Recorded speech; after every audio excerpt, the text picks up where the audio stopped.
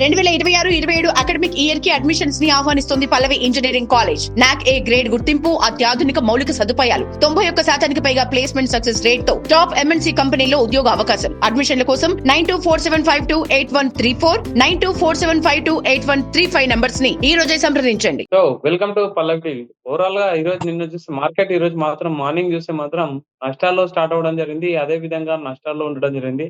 ముఖ్యంగా middle east లో and Iran and America మధ్య శాంతి ఒప్పందం మాత్రం ఏమాత్రం కుదరకపోవడం, ఆ తర్వాత నిన్న మోడీ తెలంగాణ పర్యటనలో బహిరంగ సభలో కొన్ని అనౌన్స్మెంట్ చేయడం జరిగింది.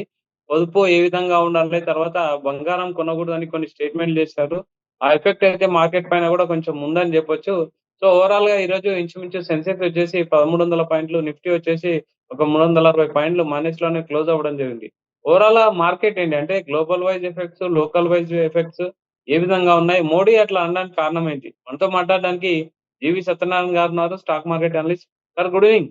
గుడ్ ఈవినింగ్ సార్ ఓవరాల్ గా ఏం చెప్తారు అంటే ముఖ్యంగా ప్రజెంట్ ఈ రోజు మార్కెట్ గురించి చెప్పండి, తర్వాత మోడీ స్టేట్మెంట్ ని మనం ఏ విధంగా అర్థం చేసుకోవాలి?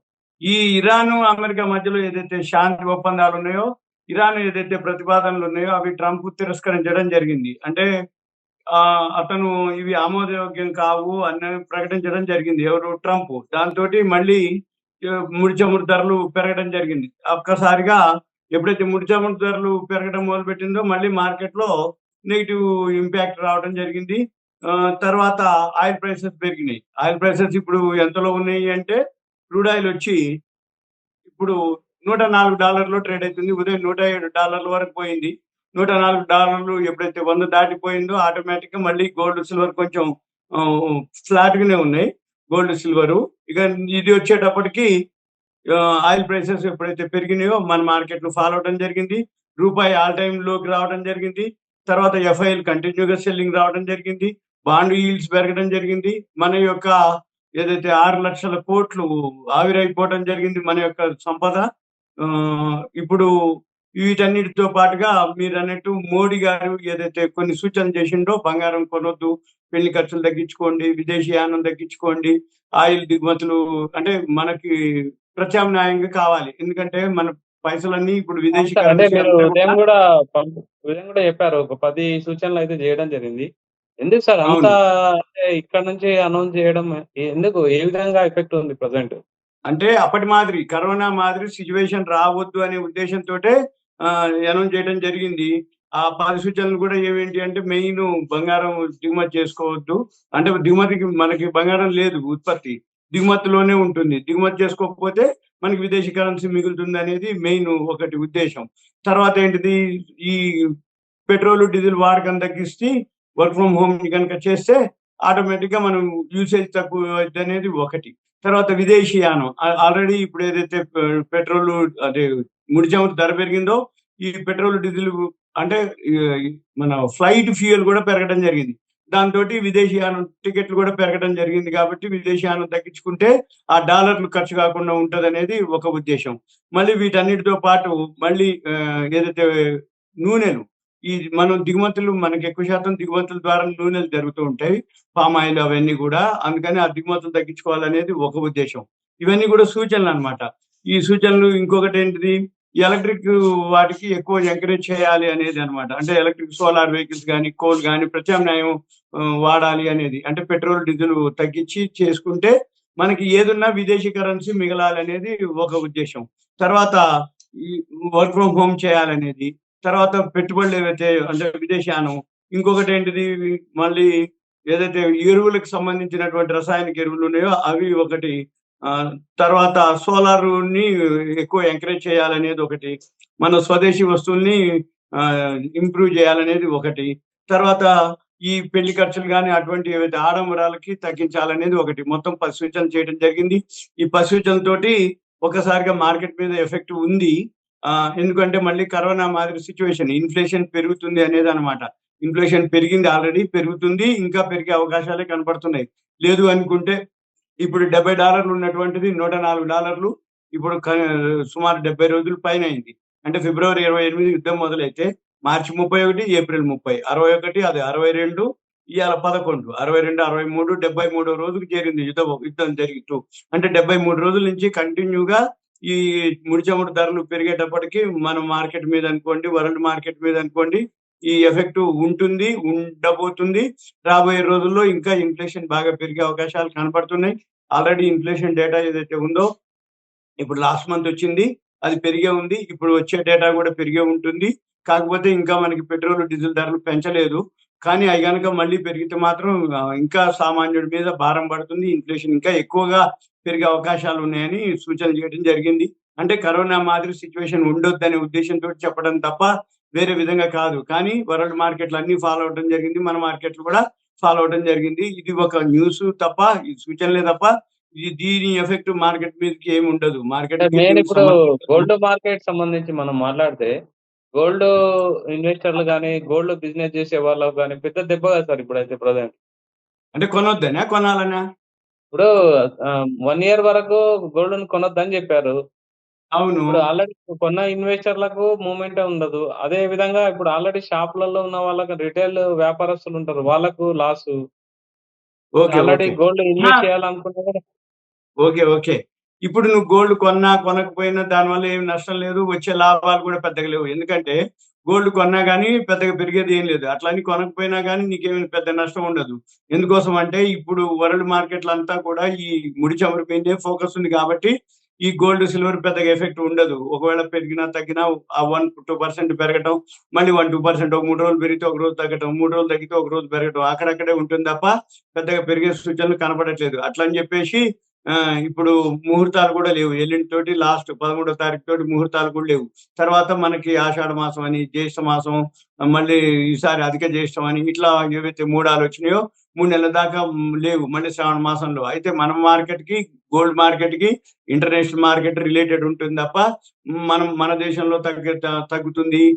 ఈ సూచనలతోటి మనం కొనకపోయినంత మాత్రాన అది తగ్గుద్దనో, మనం కొంటే పెరుగుద్దనేది కానే కాదు. అది ఇంటర్నేషనల్ మార్కెట్‌తో రిలేటెడ్ అయి ఉంటుంది గోల్డ్, సిల్వర్ కాబట్టి.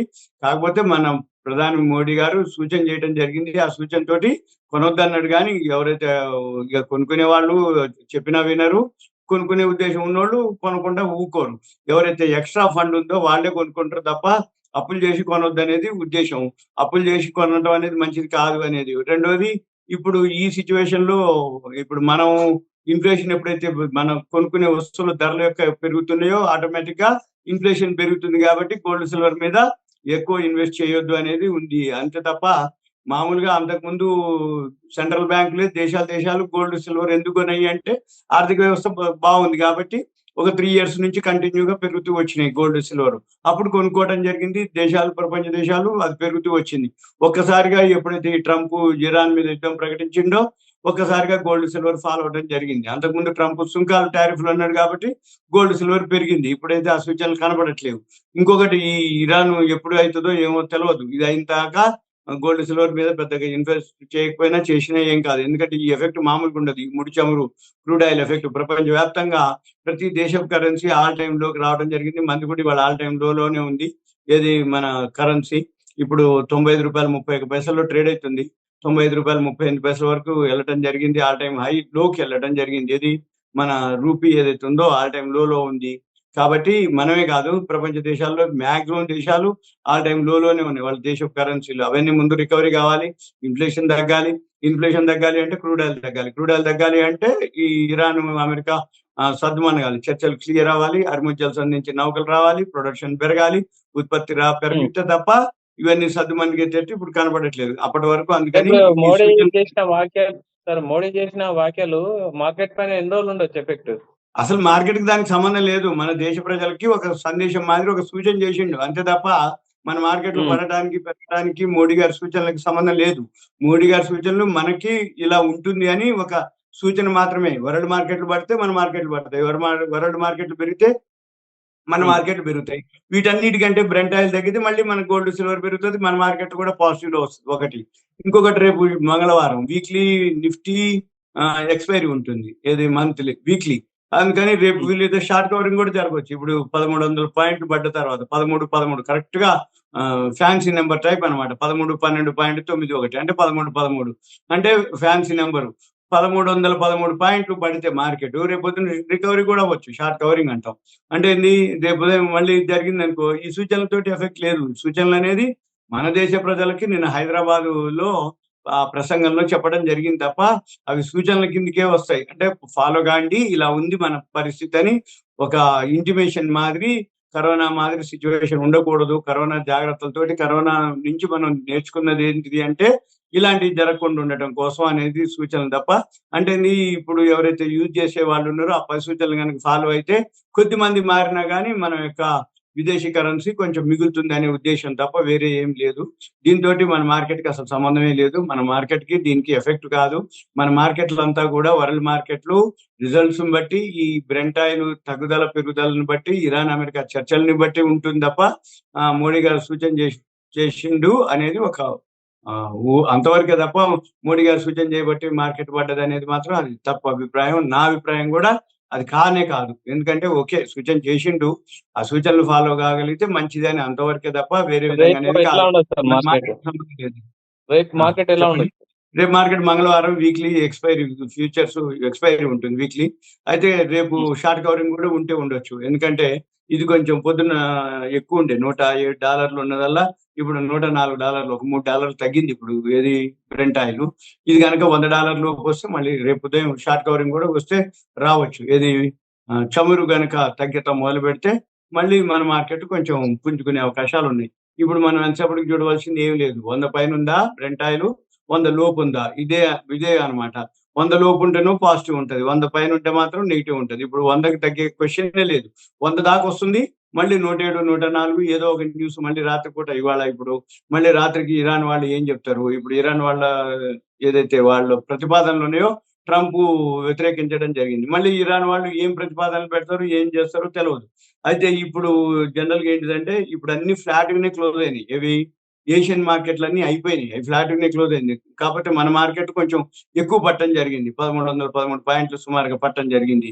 అయితే యూరోప్ మార్కెట్లు కూడా ఆల్రెడీ మైనస్ లోనే జరుగుతున్నాయి. రాత్రికి అమెరికా మార్కెట్లు ఎలా క్లోజ్ అవుతాయి, రేపు ఉదయం ఏషియన్ మార్కెట్లు ఎలా ఉంటుంది, ఈ లోపల ఇరాన్ వాళ్ళు మళ్ళీ ఏం చెప్తారు, అమెరికా వాళ్ళు ఏమంటారు, దాన్ని బట్టి మనం రేపు ఉదయం మళ్ళీ మార్కెట్లు ఎలా ఉంటాయి అనేది చూడటం. అంతకు మించి మనం ఇక చూసేది లేదు. బిఎస్సిలో 30 కంపెనీల్లో ఒక 6 మాత్రమే ప్లస్ లో ఉన్నాయి, మిగిలిన 24 కూడా మైనస్ లోనే ట్రేడ్ అవడం జరిగింది.